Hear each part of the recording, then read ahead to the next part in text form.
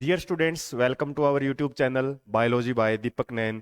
और आज हम जो इम्पोर्टेंट टॉपिक डिस्कस करने जा रहे हैं वो रहेगा आपका एक्सट्रैक्शन की प्रोसेस क्या है, वो हम देख लेते हैं। इससे पहले तो हमने इंट्रोडक्शन है वो समझ लिया है कि मेटल्स किस फॉर्म में मिलती हैं, कौन सी मेटल हैं वो ऑक्साइड सल्फाइड में मिलेंगी, कौन सी फ्री स्टेट में मिलती हैं।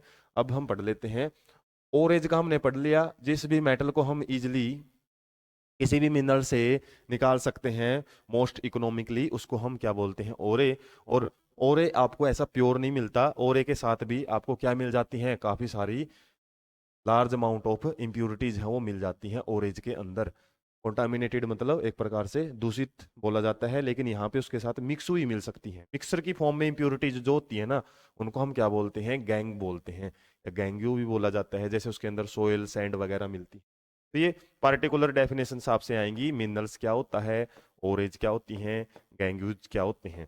गैंग्यूज एक प्रकार की इम्प्यूरिटीज हैं। तो हमारा मेन काम क्या है, इनको ही जो इम्प्यूरिटीज है इन्हीं को हमने क्या करना होता है, रिमूव करना होता है। किससे पहले, एक्सट्रैक्शन ऑफ मेटल से पहले। मेटल्स को मतलब शुद्ध बनाने से पहले इन इम्प्यूरिटीज को निकालना पड़ता है। इसी प्रोसेस को हम क्या बोलते हैं, एनरिचमेंट ऑफ ओरेज या फिर कंसंट्रेशन ऑफ ओरेज भी बोल दिया जाता है।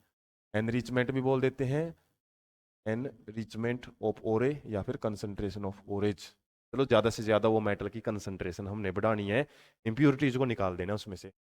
अब सबसे पहला जो आपका प्रोसीजर है वो आएगा किसके लिए, लो रिएक्टिविटी या लो एक्टिविटी सीरीज वालों के लिए। जो हमने पढ़ा था, कौन कौन आ जाते हैं इसमें, कॉपर आ जाता है, मरकरी आ जाता है। तो इनको हम क्या करते हैं, ये ज्यादा रिएक्ट नहीं करती हैं, हमने आइडिया ले लिया इनका। तो सिंपली मिलेंगी तो ऑक्साइड की फॉर्म में मिलेंगी या फिर सल्फाइड की फॉर्म में मिलती हैं। तो इनको हम क्या करते हैं, सिंपल हीटिंग से भी, सिंपली क्या किया जाता है, हम हीटिंग प्रोसेस से ही यूज करते हैं। केवल लिखा भी हुआ इसमें, हीटिंग प्रोसेस ही करेंगे। जैसे कोई भी, जैसे सल्फाइड का एक ओरे मिल गया हमको, मरकरी सल्फाइड।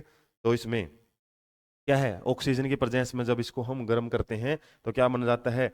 हमेशा याद रखना, किसी भी सल्फाइड को या फिर कार्बोनेट को हम कहते हैं मेनली ऑक्साइड ओरे में बदलते हैं। और पूछ भी लिया जाता है कि ऑक्साइड के अंदर क्यों कन्वर्ट किया जाता है, दूसरों को, दूसरों से हम क्यों नहीं एक्सट्रैक्ट कर सकते। क्योंकि ऑक्सीजन से हम इजिली, ये जो ऑक्साइड है ना, ऑक्साइड से, जैसे इसमें आया था मरकरी का ऑक्साइड बन गया, तो किसी भी ऑक्साइड से हम मेटल्स को इजीली एक्सट्रैक्ट कर सकते हैं दूसरे जो सल्फाइड वगैरह या कार्बोनेट वगैरह उनकी कंपैरिजन में।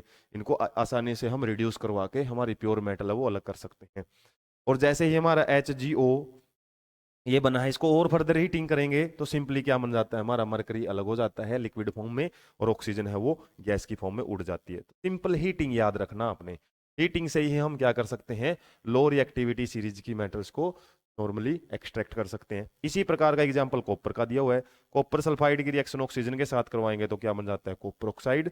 और कॉपर ऑक्साइड, उसके बाद क्या है, वैसे तो ये जो हमारा बना है ना, इसको हम क्या बोलते हैं, क्यूप्रस ऑक्साइड बोलेंगे, क्यूप्रस ऑक्साइड। छोटी छोटी बातें हैं जो आपको याद रखनी है। क्यूप्रस और क्यूप्रिक में क्या फर्क है, क्यूप्रिक या फिर क्यूप्रस। क्यूप्रस में ऑक्सीडेशन स्टेट +1 होती है कॉपर की, जबकि क्यूप्रिक में +2। यदि ये कॉपर ऐसे मिलता ना तो हमारा क्यूप्रिक ऑक्साइड था, लेकिन इसने, अब देखना ध्यान से, क्या लिखा हुआ है यहाँ पे, Cu2O लिखा हुआ है। Cu2 का मतलब है, ऑक्सीजन की तो वैलेंसी 2 ही है, लेकिन कॉपर की वैलेंसी यहाँ पे क्या है, 1 है। क्योंकि 2 होती तो दोनों की 2 लग के कैंसिल हो जाती। तो क्यूप्रस ऑक्साइड में, और क्यूप्रस ऑक्साइड को फर्दर हम किसके साथ गर्म करेंगे, हमारे क्यूप्रे, ये बोल सकते हैं हम क्यूप्रस सल्फाइड के साथ। तो उस केस में क्या बन जाता है, हमारा कॉपर है वो अलग हो जाता है और सल्फर डाइऑक्साइड गैस है वो निकल जाती है। तो ये थोड़ा सा आप याद रखना। मरकरी के केस में तो हमने क्या किया है, सिंपल इसको फर्दर हीटिंग किया है। इसमें फर्दर हीटिंग नहीं कर सकते हम, फ्रॉम इट्स ओरे by just heating in air.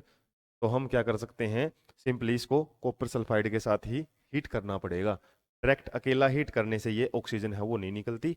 Sulphur क्या है, सल्फर इसलिए यूज किया है, इसके अंदर सल्फाइड इसलिए यूज किया है क्योंकि सल्फर की ऑक्सीजन के साथ जो बाइंडिंग कैपेसिटी है वो कॉपर के कंपैरिजन में ज्यादा है। इसलिए सल्फर ऑक्सीजन के साथ कंबाइन करके SO2 बना लेता है, और हमारा कॉपर है वो बिल्कुल फ्री स्टेट में या फिर प्योर स्टेट में अलग रह जाता है। तो ये तो था हमारा किसके लिए, लो रिएक्टिविटी सीरीज वालों के लिए। ये देख सकते हैं हम, लो रिएक्टिविटी सीरीज के लिए हम क्या करते हैं, सिंपल सल्फाइड ओरे की रोस्टिंग की जाती है।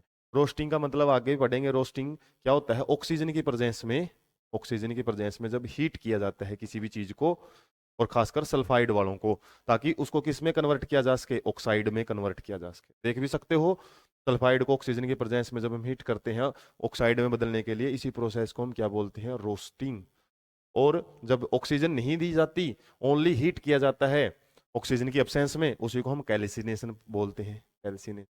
और बदला तो इसमें भी ऑक्साइड में ही जाता है, लेकिन इनकी किसके लिए प्रोसेस की जाती है? कार्बोनेट वालों के लिए। अब कार्बोनेट में हम देखते हैं ऑक्सीजन पहले से इनके पास होती है, सिंपली हमको कार्बन निकालनी होती है इसमें से, तो सिंपल इनको ऑक्सीजन की एब्सेंस में भी यदि हीट कर देंगे ना, तो ये सिंपल ऑक्साइड में कन्वर्ट हो जाते हैं।